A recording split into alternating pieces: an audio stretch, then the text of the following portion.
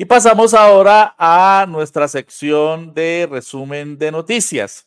Les recuerdo que hemos trasladado nuestra emisión, o hemos anticipado mejor nuestra emisión del sábado de mañana a hoy, porque mañana tenemos un taller de planificación de las luchas sociales y populares en Cali, al que están todos ustedes invitados y al que me referiré al finalizar esta emisión, y que contiene también una parte de comunicación en la que pues plantearemos la experiencia de periodismo libre y al mismo tiempo daremos a conocer y recibiremos toda una serie de propuestas de las personas que participarán en la Comisión de Comunicaciones y formularemos también nuestras propias propuestas. Veamos ahora nuestro resumen de noticias. Vamos a empezar por lo que ocurrió con el señor Rodolfo Hernández. Miren ustedes quiénes apoyaron a Rodolfo Hernández, quien acaba de ser condenado a 5 años y 4 meses de prisión. Por su situación de salud le han concedido la casa por cárcel, pero igualmente está condenado en primera instancia. ¿Por qué? Por el caso Vitalogic, que es un caso de corrupción. Y miren ustedes todos los actores políticos del establecimiento oligárquico de nuestro país que lo apoyaron, ¿no? Yo creo que no hay ni necesidad de mencionarlos porque todos ustedes lo conocen. Todos estos personajes y otros que figuran ahí apoyaron a Rodolfo Hernández porque lo querían oponer a la presidencia de el hoy jefe de Estado, Gustavo Petro Urrego. A ellos no les importó a estos señores que ustedes ven allí, David Luna, Fico Gutiérrez, el señor que fue alcalde de Bogotá, Peñalosa, la señora Paloma Valencia, la señora María Fernanda Cabal, el señor Gómez Hurtado, la señora Betancur, el señor Jorge Enrique Robledo, el señor Galán, el señor senador de los montajes, un señor que se denomina JP, etcétera.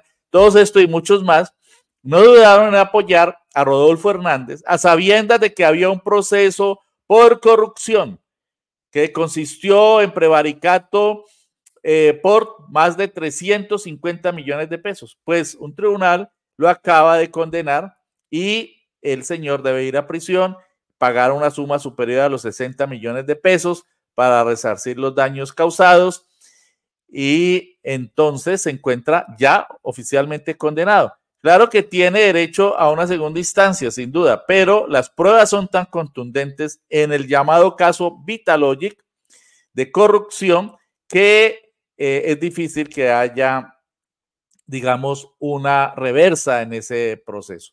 Y está condenado 5 años y 4 meses de prisión domiciliaria y un pago de más de 60 millones de pesos de sanción.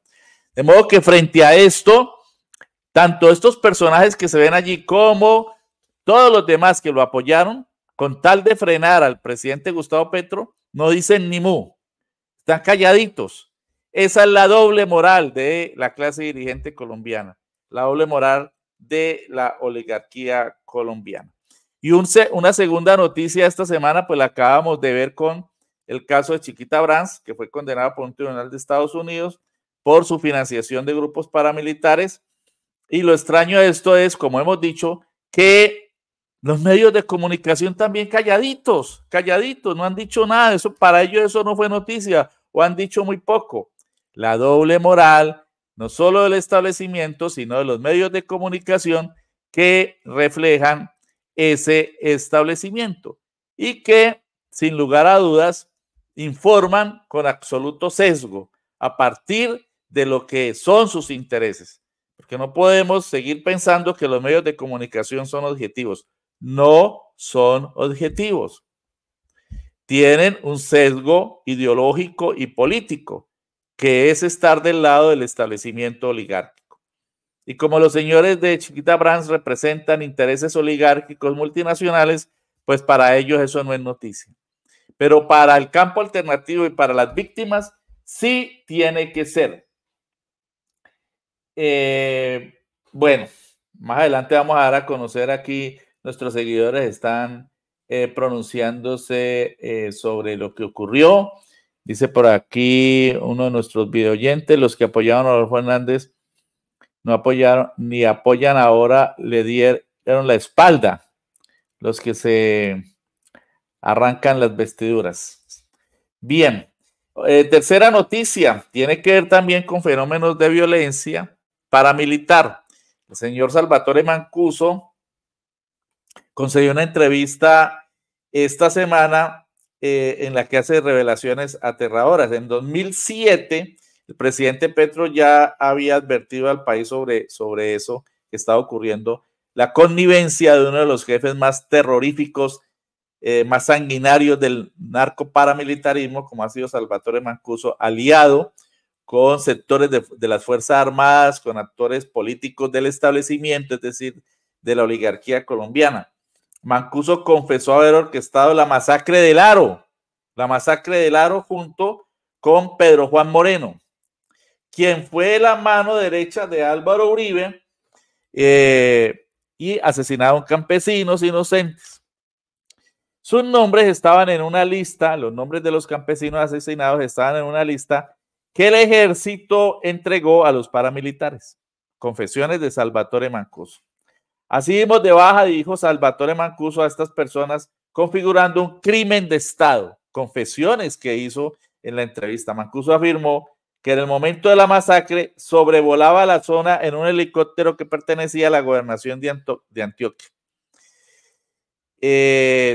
La denuncia también fue hecha en redes por la senadora Marta Peralta. Y quiero destacar la denuncia que hizo el senador Gustavo Bolívar, quien dijo: aberrante lo que hizo el castaño uribismo, así lo denomina Gustavo Bolívar, con los campesinos de Colombia, matarlos, desplazarlos para comprarles las tierras a precio de gallina enferma, entre comillas, y con la complicidad de la fiscalía, el DAS que existía en esa época, que era la policía del régimen, y el ejército de la época. ¿Cómo asesinaron los jóvenes para pasarlos por guerrilleros? Cómo el comisionado de paz de Uribe, Luis Carlos Restrepo, hoy en el exilio, manda a asesinar a Vicente Castaño para callarlo, dice en su trino Gustavo Bolívar. Cómo cremaron los cadáveres de sus víctimas en hornos crematorios para desaparecerlos. Este horror no puede regresar en 2026, puntualiza Gustavo Bolívar, y tiene toda la razón. Este horror no se puede, a este horror no se le puede abrir camino con un regreso de la derecha a la presidencia de la República, como aspiran a hacerlo en el 2026. La cuarta noticia es que el gobierno nacional adoptó fuertes medidas de seguridad para el municipio de Jamundí y para el departamento del Cauca a raíz de una oleada terrorista que vienen desarrollando grupos criminales tanto en Jamundí como en el departamento del Cauca. Ha habido un reforzamiento de los contingentes de policía y de ejército en el municipio del sur del Valle del Cauca y en municipios del norte del departamento del Cauca. Una quinta noticia importante es la voz de protesta que han levantado voceros de las 64,000 juntas de acción comunal que hay en nuestro país a raíz de la decisión del Consejo de Estado de interrumpir el contrato que estaban haciendo muchísimas juntas comunales para la construcción de placahuellas de sus vías vecinales, de sus vías terciarias, que es un proyecto del gobierno del presidente Gustavo Petro. Pues grandes empresarios de esos que usufructúan la contratación con el Estado, entonces demandaron ante el Consejo de Estado, y un magistrado de este alto tribunal, como lo denunciamos en la emisión inmediatamente anterior de Periodismo Libre, pues produjo una medida cautelar de suspensión de esos contratos mientras falla de fondo. El magistrado que hizo eso se llama Alberto Montaña Plata, magistrado del Consejo de Estado, que tumbó el decreto que le permitía a las juntas comunales contratar con el Estado para hacer sus propias vías rurales en corregimientos y veredas donde nunca había llegado el Estado. Gravísimo eso, que se enmarca dentro de toda esta lawfare, guerra jurídica, judicial, utilizando las altas cortes contra las medidas del gobierno del presidente Gustavo Petro, con un doble fin: favorecer los intereses particulares de los grandes contratistas que engullen multimillonarios contratos y no cumplen, y eso está demostrado a lo largo de todo el país. Y en segundo lugar, para torpedear el gobierno del presidente Gustavo Petro y hacerle creer a la población de que no está haciendo nada. Eso es el doble objetivo también en las altas cortes, en connivencia con los grandes empresarios. La sexta noticia esta semana, el presidente Gustavo Petro Olimpiales denunció el robo de dineros destinados a la paz en 2021 y le pidió al director del Departamento Nacional de Planeación, Alexander López del Valle del Cauca, contratar una auditoría para revisar los recursos no ejecutados y perdidos de la OCAT Paz y el Sistema General de Regalías. Noticias sobre las cuales los medios de la derecha no producen mayor información. La información en los medios de comunicación de las élites es bastante selectiva. Y también una séptima noticia es que esta semana se denunció que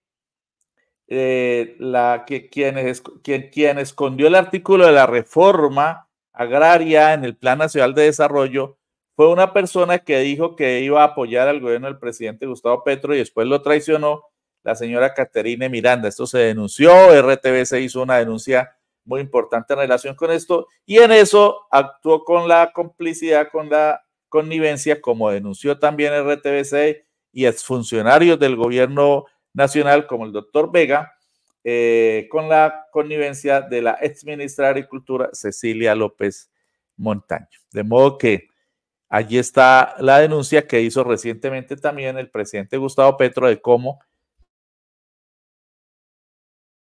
gente supuestamente de centro, disque verdes, están aliados ahora con la ultraderecha para torpedear uno de los proyectos más importantes del gobierno, que es entregar tierras a los campesinos.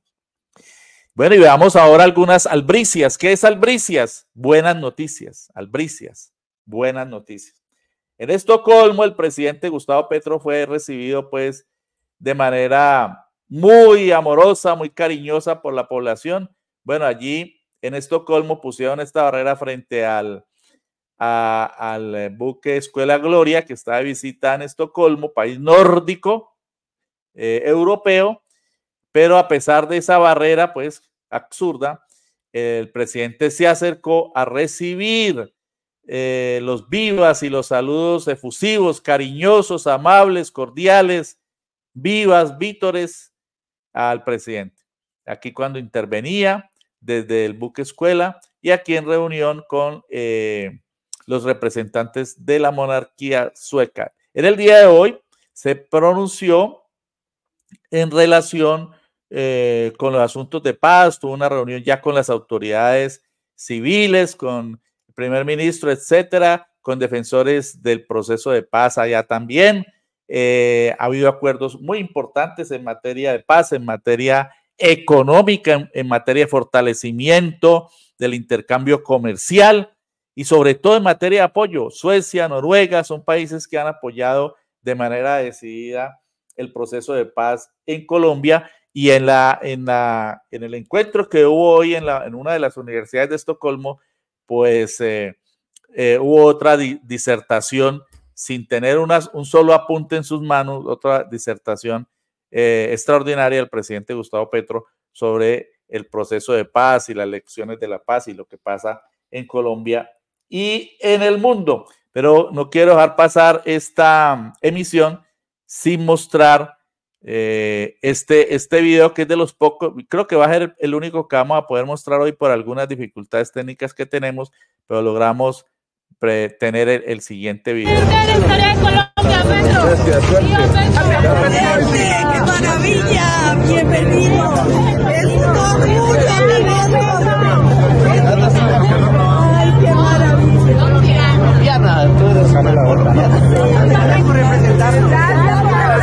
¿Qué tal? ¿Cómo estás? Con lo que nos habla. Ahí con tu sombrero volteado. Bolivia, está conmigo también. Bolivia.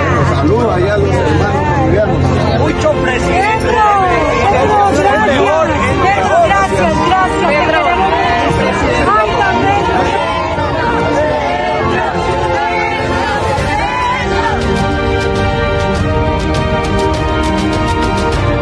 Buenos días, señor presidente.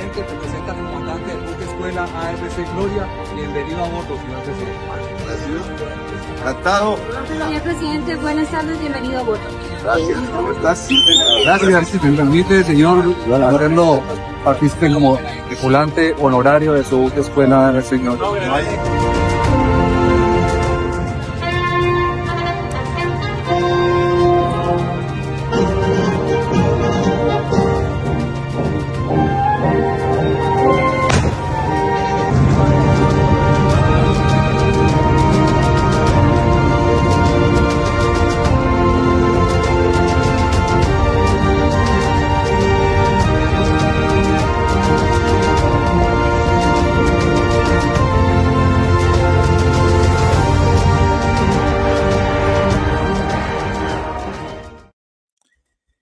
Bueno, era el recibimiento que le daban colombianos que viven en Europa, se trasladaron hasta Estocolmo, hasta Suecia, para darle este recibimiento al presidente Gustavo Petro, quien, como decíamos, continúa su periplo por Europa, irá también a Suiza. Bien, otras noticias positivas, el gobierno otorgó títulos de tierra a 35 familias víctimas de la masacre del Aro, a la que hacíamos alusión ahora en relación con las confesiones de Salvatore Mancuso. En esa masacre se fueron asesinadas 15 personas y eso originó el desplazamiento de 1.400. Otra noticia importante es que se está dando una dura batalla para la defensa de la reforma pensional, sobre la que nos informaba el representante Gabriel Becerra en la primera sección de nuestro noticiero. Fue derrotada la moción de archivo, se avanzó en aprobar la ponencia positiva de la reforma y se espera que de aquí al 20 de junio, cuando termina este periodo de sesión, el segundo periodo anual de sesiones del Congreso de la República, pues pueda salir la reforma pensional que, como hemos venido informando también y como lo ponía de relieve el representante Becerra, pues le garantizará una pensión vitalicia hasta el último de sus días a más de 2,5 millones de adultos mayores. Es decir, para aquellos que no se podrían pensionar nunca si esta ley no se aprueba. Si esta ley no se aprueba, no se podrán pensionar nunca. Son personas, trabajadores informales, amas de casa, hombres y mujeres que trabajaron toda su vida, que no pudieron cotizar y que por tal razón, aunque trabajaron, no tienen derecho a una mesada pensional. Pues la van a tener, no como se querría por parte del gobierno. Van a ser 225,000 pesos, 230,000 pesos mensuales, pero eso les va a ayudar a tratar de sobrellevar sus vidas, su vejez, ¿no? Hay millones de ancianos colombianos en la vejez. Uno de los sectores sociales que más preocupa al presidente Gustavo Petro es el de la gente adulta mayor, los ancianos, los viejitos, las viejitas, los abuelos, las abuelas, sin protección, abandonados, muchas veces incluso por sus propios hijos y nietos.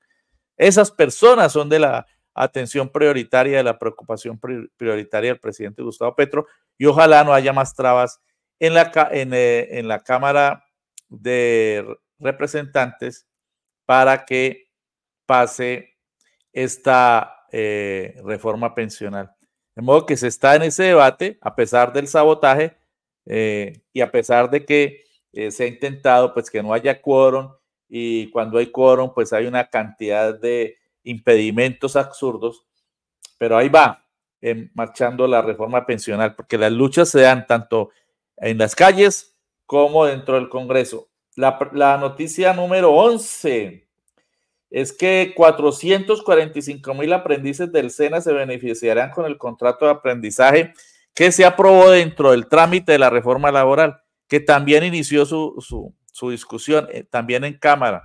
Primer debate, Comisión Séptima. Recuerden que las leyes se aprueban en 4 debates. La reforma pensional, que es distinta, la reforma laboral, que es distinta a la pensional, apenas está en su primer debate. La reforma pensional ya está en el 4.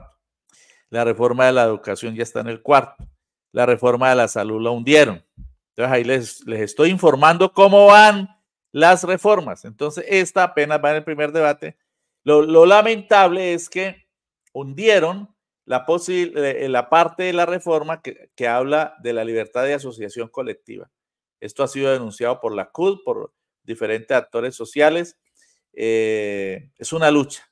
Hay que entender el trámite legislativo como una lucha de clases también dentro del Congreso, ¿no? Allí se genera esa lucha y en gran medida la bancada está dando esa pelea, la bancada del Pacto Histórico y algunos aliados, esa pelea para que salga adelante en las reformas. Entonces se logró aprobar en la comisión primera, en la comisión séptima de la Cámara, este ítem de favorecer a los aprendices del SENA, que ahora tendrán en adelante contrato reconocido laboralmente y su monetización, dignidad laboral para los aprendices. Pero la parte negativa es que se saca del proyecto de reforma laboral lo relacionado con el derecho de asociación que se quiere reforzar allí.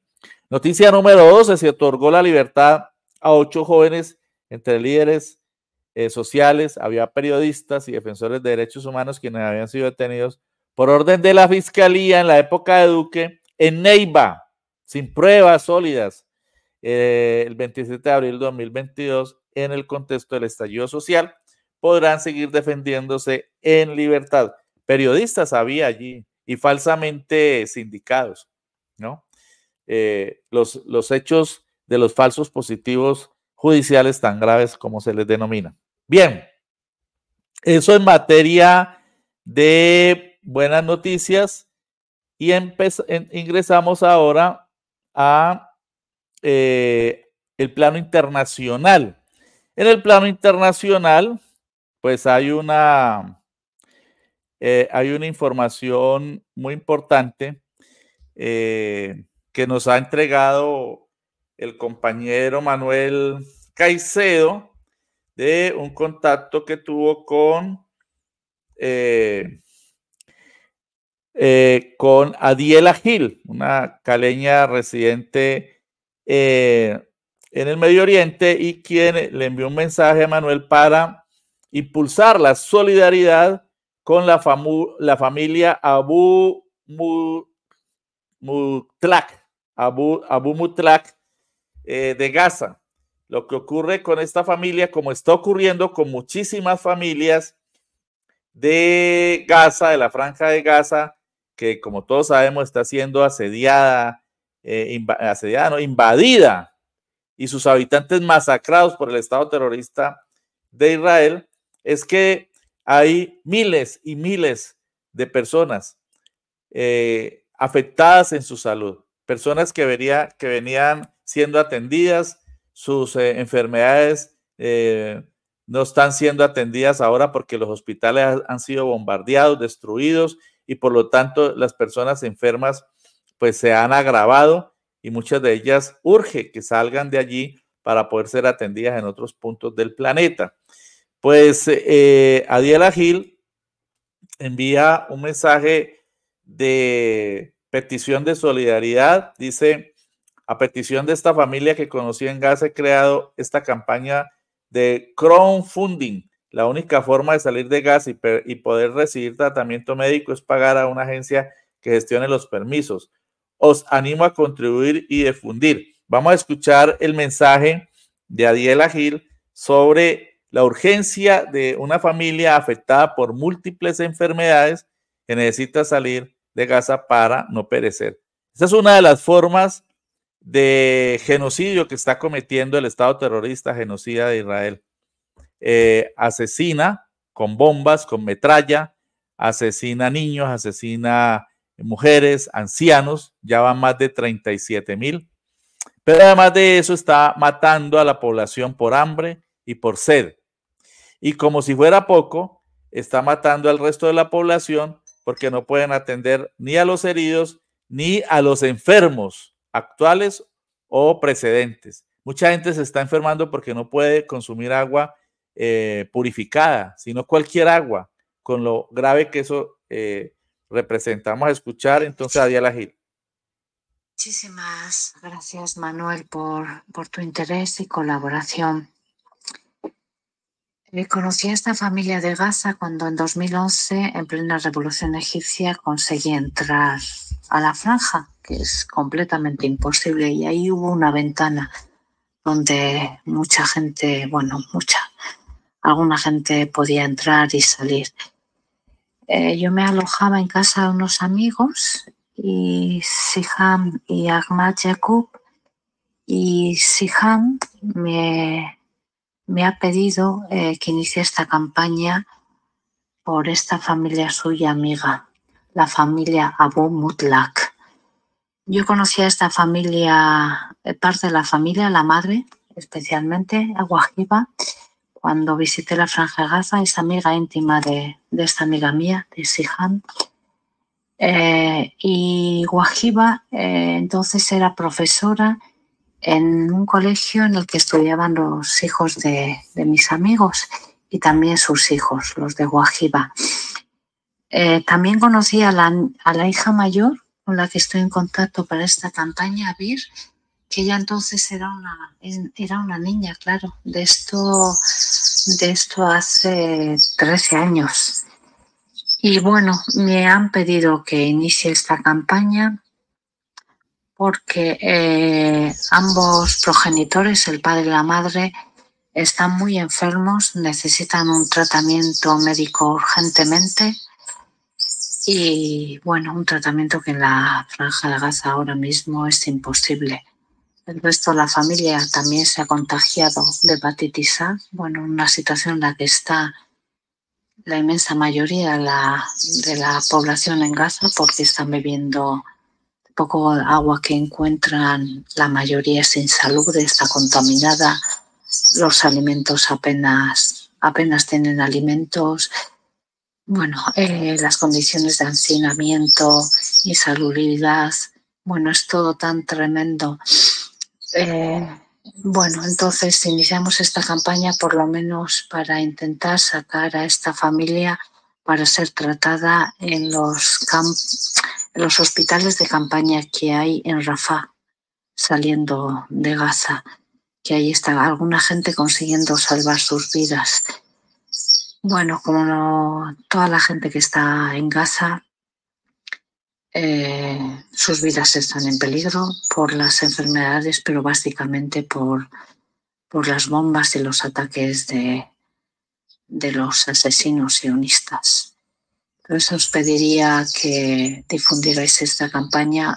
Sé que es una gotita en un océano de lo que es esta masacre, esta desgracia, pero bueno, es de las pocas cosas en la que podemos colaborar. Yo personalmente, crear esta campaña, difundirla y a ver si es posible ir salvando a unas cuantas personas. Agradezco muchísimo la colaboración tuya, Manuel, y de todas las personas que puedan ayudar y la difusión. Iré manteniendo actualizaciones en la página, en la campaña. Y bueno, personalmente respondo de esta campaña. Bueno, creo que no hace falta decir mucho más. Respondo personalmente y que estas personas son de confianza y bueno, muchísimas gracias. Por la justicia en el mundo, por la justicia para Palestina, por el fin de este genocidio, por un alto de fuego inmediato y por la humanidad. Muchísimas gracias. Bueno, imagínense, acaban de escuchar ustedes el dramático testimonio de una persona que está en el área y que procura, busca, impulsa, trata de generar solidaridad con las familias afectadas, también por gravísimas enfermedades como esta familia. Testimonio de un enorme valor de Adiela Gil, que le envió a nuestro amigo Manuel Caicedo y que él nos remite y que nosotros con mucho gusto transmitimos en Periodismo Libre, porque como hemos dicho, llevamos a Palestina en el corazón. Ustedes lo ven allí en nuestro corazón, pintado por nosotros mismos, y en en la mosca, como denominamos ese símbolo que ustedes ven en la margen derecha de nuestra pantalla, con Palestina en el corazón. Bien, y en relación con Palestina tenemos que denunciar también, noticia número 13, que Israel utiliza bolas de fuego, como en la Edad Media, bolas de fuego contra la población palestina, que lanza mediante palancas contra las poblaciones en Gaza. Es increíble el grado de crueldad, de bestialidad, de brutalidad de estos genocidas. Bolas de fuego contra niños, contra madres, contra ancianos. Y entre tanto siguen las movilizaciones en todo el mundo para tratar de frenar esta masacre, este genocidio.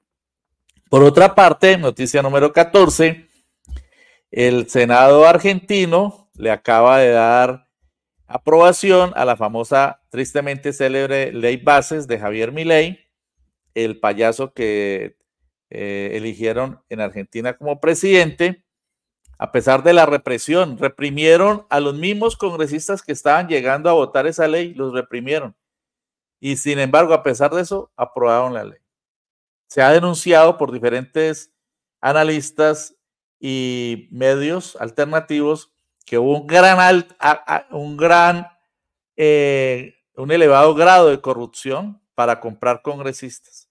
En la votación quedó 35-35 en el Senado, y la vicepresidenta, una señora que estuvo en connivencia con la dictadura, que avala la dictadura, que es negacionista, pues dio el voto definitivo de acuerdo con la normativa argentina. Y entonces se aprobó, a pesar del empate. Pero se denuncia que muchos congresistas fueron comprados, y debido a eso, pues se aprobó esta ley, que lo que hace, en resumen, es privatizarlo todo. Todo lo busca privatizar, todas las empresas del Estado. Eso es una ley monstruosa de privatización de lo público y de empobrecimiento, no solo del Estado, sino del pueblo argentino. Lamentable lo que está ocurriendo en Argentina, cuyo pueblo también empieza a movilizarse, sigue movilizándose para repudiar a este payaso, que además es conniviente con los genocidas de Israel. Noticia número 15, la ultraderecha xenófoba, racista, antimigración en Europa avanzó en las elecciones del Parlamento Europeo, especialmente en Francia, en España y en Italia, aunque la socialdemocracia mantiene las mayorías en el Parlamento Europeo. Pero es muy preocupante ese avance de los Milei en Europa, como lo denunció recientemente en una entrevista que hicimos aquí en Periodismo Libre el dirigente del Partido Comunista, el presidente de esta organización política, Jaime Caicedo Turriago. El fascismo continúa siendo una amenaza, ahora disfrazado de populismo y utilizando múltiples disfraces. Alerta frente a eso. Bueno, y finalmente algunas noticias de deporte. La hinchada del Atlético Bucaramanga ha denunciado que ha sido vulnerada con una sanción por la DIMAYOR y que el presidente de Santa Fe les está incrementando los precios a unos costos exorbitantes para impedir que vean el partido de la final mañana sábado después de las 7:30 de la noche en Bogotá. Es probable que por primera vez en su historia Atlético Bucaramanga logre el campeonato de la Liga de Fútbol Colombiana. La noticia número 17, Señal Colombia transmitirá los cuadrangulares de la Liga Femenina de Fútbol y la Radio Nacional transmitirá los Juegos Olímpicos. Se notan transformaciones importantes, interesantes en el sistema de medios públicos a cargo de Holman Morris. La transmisión de la Liga Femenina de los cuadrangulares es muy importante por Señal Colombia, que es el espacio de televisión, uno de los espacios de televisión de RTBC, del sistema de medios públicos, y los Juegos Olímpicos todos por la Radio Nacional, 68 emisoras. Muy importante esta gestión de Holman Morris y el sistema de medios públicos.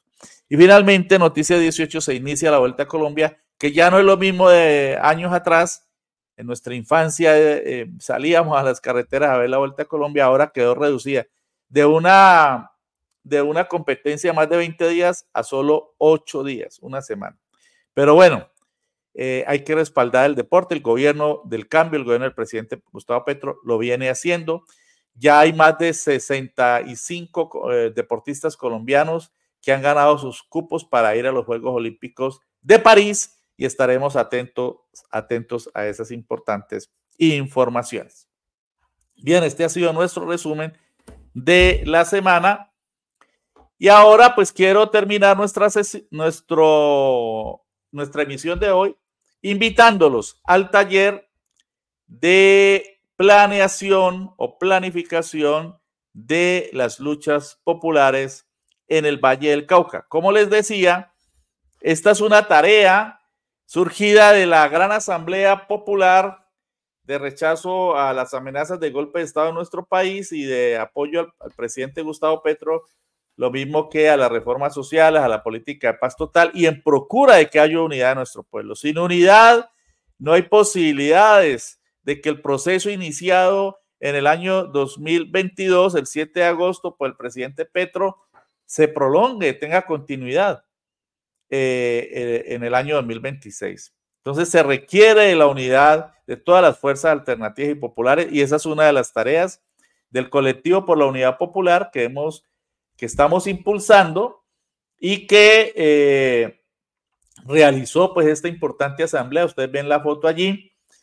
Esta es una de las fotos que hemos difundido, las encuentran también en nuestro blog, donde publicamos tanto la declaración política de esa asamblea de celebrar el 25 de mayo, como las intervenciones que hicimos de presentación y filosofía de la asamblea, como el documento central y como un reportaje gráfico que hicimos en el que se puede ver todo cómo fue, un paso a paso de cómo fue la asamblea. Ahí está la invitación, es mañana, sábado 15 de junio, precisamente por eso estamos anticipando esta emisión, porque mañana vamos a estar en esta asamblea participando en la Comisión de Comunicaciones para escuchar a quienes se inscriban en esta comisión. Ya hay más de 130 inscritos, quienes se inscriben en la Comisión de Comunicaciones para escucharlos y conocer cuáles son sus propuestas para enfrentar la guerra mediática.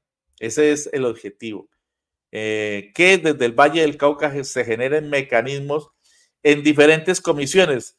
Entonces, el taller de planificación de las luchas populares en el Valle del Cauca por las reformas sociales y en el cambio en respaldo a las políticas del presidente Gustavo Petro y contra el golpe que urde la extrema derecha, se cumplirá mañana de 8 de la mañana a 5 de la tarde. El lugar es el CECED, un centro de estudios profesionales que muy amablemente nos ha facilitado varios salones y un auditorio para celebrar, para llevar a cabo, realizar este taller y en donde se ha venido reuniendo 60, 70 activistas surgidos de esta Asamblea Popular del 25 de mayo y queda el CECED en la calle 9ª B número 29 a 67 en el barrio Alameda de Cali. Calle 9ª B número 29 a 67, barrio Alameda de Cali. Este es un esfuerzo del colectivo por la unidad popular y de otros colectivos que se han comprometido. Recordemos que en la asamblea del 25 de mayo pues participaron más de 50 colectivos y organizaciones, agrupaciones, muchas personas, personalidades, incluso congresistas y diputados. Y bueno, la idea es que continuemos en el proceso de unidad. Esa es la filosofía de este taller y el colectivo por la unidad popular. ¿Cuáles son las comisiones? Pues las comisiones son una comisión programática que abordará pues todos los asuntos políticos de fondo que conduzcan a la unidad. El objetivo es que haya unidad. Esa comisión es muy importante porque de ahí tienen que surgir tareas de promoción, de impulso, de motorizar la unidad popular, de frenar los sectarismos, las mezquindades, las megalomanías, las actitudes egocéntricas. Una segunda comisión que es la del trabajo territorial, digamos que un trabajo con los sectores populares, digamos trabajo de masas, que impulsará la Asamblea Popular Permanente, que fue otra conclusión de esta asamblea del 25 de mayo, y el Colectivo por la Unidad Popular. Una tercera comisión, una comisión de ética que abordará asuntos filosóficos relacionados con las actitudes que debemos asumir, de solidaridad, de altruismo, de humanismo, que nos debe caracterizar a quienes todos estamos comprometidos o estemos comprometidos con los cambios sociales, porque nos caracterizamos por estar apoyando las causas nobles de la humanidad y eso requiere de un alto nivel ético. Una cuarta comisión que es la de comunicaciones, en las que estaremos desde Periodismo Libre coordinando esta comisión para recoger todas las inquietudes que nos conduzcan a generar posibilidades de enfrentar la guerra comunicacional, porque estamos enfrentando un muro granítico terrible, que es el de las enormes estructuras multimillonarias de los medios de comunicación hegemónicos que todos los días hacen guerra mediática contra el gobierno del cambio. Entonces allí los escucharemos a todos y seguramente surgirán iniciativas interesantes que transmitiremos posteriormente a todos ustedes.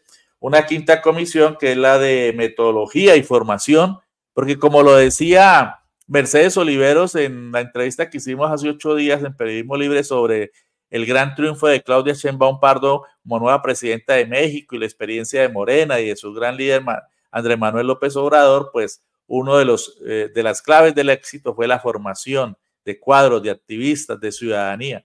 Y nosotros vamos también a tratar de aportar en el proceso de formación con metodología, con procedimientos adecuados y seguramente con una escuela de pensamiento, con un centro de pensamiento y una escuela de formación de nuevos líderes. Y finalmente la sexta comisión de finanzas y logística, pues porque es obvio que tenemos que generar recursos para que funcione la Asamblea Popular Permanente. Allí se acordarán también tareas para participar en la Asamblea Nacional Popular de apoyo a las reformas sociales que se cumplirá en Bogotá entre el 18 y el 20 de julio. Allí nos pondremos de acuerdo cómo nos vamos a movilizar hacia Bogotá.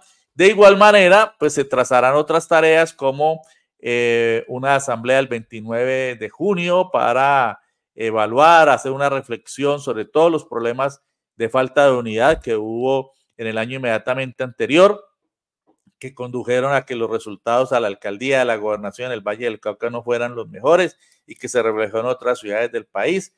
Y posteriormente también programar una asamblea popular de respaldo al gobierno del presidente Petro y de rechazo al golpe que urde la derecha, una asamblea departamental del Valle del Cauca, preparatoria de la Gran Asamblea Nacional del 18, 19 y 20 de julio.